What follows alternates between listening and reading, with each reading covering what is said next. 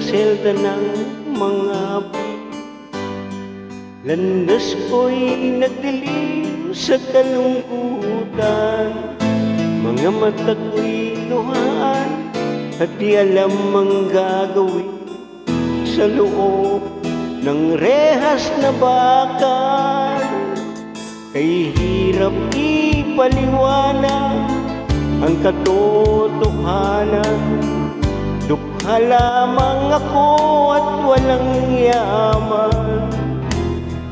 Kinaratangan ng kasalanan na di ko naman nagawa, ng mga taong halang ang kaluluwa. Sabitan kay lungkot ng aking buhay, pagtitiis at bawang pagdurusa, wala nang pag-asa na ako ay lumaya. Dahil sa habang buhay na hatol sa akin, at nang ako ay litisin doon sa hukuman, ako'y napaiyak nang ako'y hatulan. Naging pasya ng hukuman na ako ay makulong at magdusa ng mahabang taon. Nasaan ang katarungan sa isang katulad ko?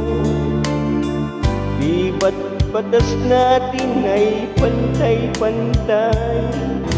Batas ng tao kung minsan ay di ko maintindihan. Ilan pa kaya magiging tulad ko?